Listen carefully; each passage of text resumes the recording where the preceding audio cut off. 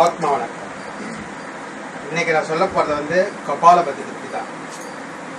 கபாலபதி வந்து யூடியூப்பில் நிறைய பேர் போடுறாங்க. ஆனால் அது எப்படி முறையாக செய்யணும்னு யாரும் சொல்ல மாட்டாங்க. கபாலபதி செய்கிறதுக்கு ஒரு முறை இருக்குது. அது எப்படின்னாக்கா, மூச்சு நல்லா ஃபுல்லாக இழுத்து 5 தடவை மூக்கால் பண்ணணும். ஆனால் மூச்சு வெளியே விடக்கூடாது, உள்ளே இழுக்கக்கூடாது. அதாவது முதல்ல மூச்சை உள்ளே இழுத்துக்கணும். முதல்ல மூச்சை உள்ளே இழுத்துட்டு மூக்காலே வெளியே விட்டுக்கிட்டே இருக்கணும். ஆனால் திரும்பி உள்ளே இழுக்கக்கூடாது. அந்த உள்ளே இருக்க மூச்சு வந்து வெளியில் வர வரைக்கும் அந்த கபாலபதி பயிற்சி பண்ணணும். முதல்ல ஒரு 5 தடவை ஆரம்பத்தில் பண்ணணும். ஏன்னா எல்லாராலையும் நிறைய பண்ண முடியாது. அதனால் நல்ல ஆழ்ந்த மூச்சுன்னா இழுக்கும்போது மாறு தொப்புள் ரெண்டும் விரியணும். இது முன்னாடி வரணும், இது விரியணும். அதுக்கு கையை வச்சு பார்த்தா தெரியும். ஒரு கையை தொப்புள் இங்கே வச்சுங்க, ஒரு கையை மாரில் வச்சுங்க.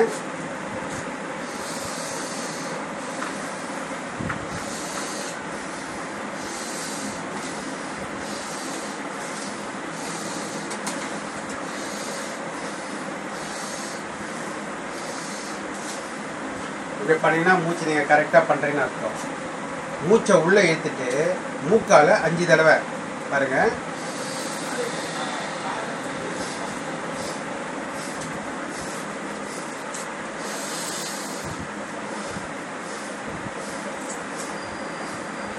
அந்த மாதிரி நீங்கள் 5வது தடவை விடும்போது தொப்புள் உள்ளே போயிருக்கணும். சரிங்களா? அப்போ நீங்கள் கரெக்டாக பண்ணுறீங்கன்னு அர்த்தம். ஆனால் இந்த பயிற்சி பண்ணும்போது மூச்சை உள்ளே இழுக்கக்கூடாது.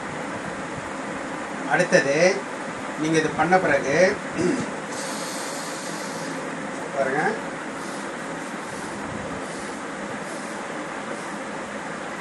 இப்படி பண்ணீங்கன்னா கபாலபதி கரெக்டாக பண்ணுறீங்கன்னு அர்த்தம். அடுத்தது 10 வாட்டி பண்ணணும்.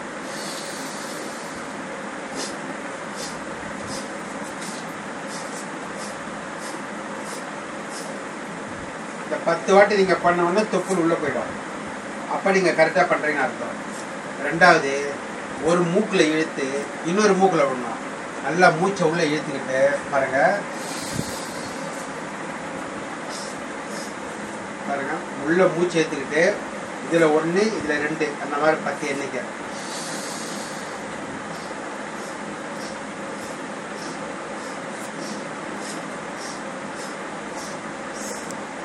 நீங்கள் 10 எண்ணும்போது தொப்புள் உள்ளே போயிருக்கணும். அது வரைக்கும் நீங்கள் வந்து மூச்சை உள்ளே இழுக்கக்கூடாது. அப்போ நீங்கள் கரெக்டாக பண்ணுறீங்கன்னு அர்த்தம்.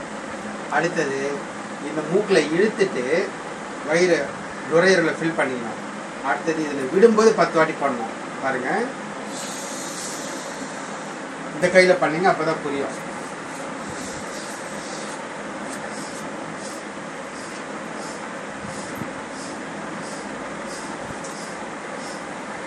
இந்த மாதிரி 10 வாட்டி பண்ணிவிட்டு முதல்ல மூச்சு ஏற்றுட்டு ரிலீஸ் பண்ணிவிட்டு இப்போ இதில் இழுத்து இதில் 10 வாட்டி விடணும். பாருங்க,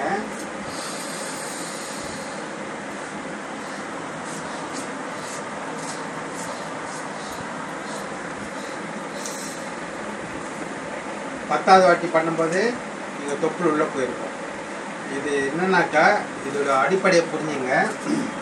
மூச்சை உள்ளே இழுத்த பிறகு கபாலபதி பண்ணும்போது மூச்சை மறுபடியும் இழுக்கக்கூடாது. இழுத்த மூச்சை தான் நீங்கள் கபாலபதி மூச்சை வெளியே விடணும். இதுதான் இது வந்து அடிப்படை ரகசியம். இதை புரிஞ்சுக்கிட்டிங்கனாக்கா கபாலபதியை நல்லா பண்ணலாம். நன்றி, வணக்கம்.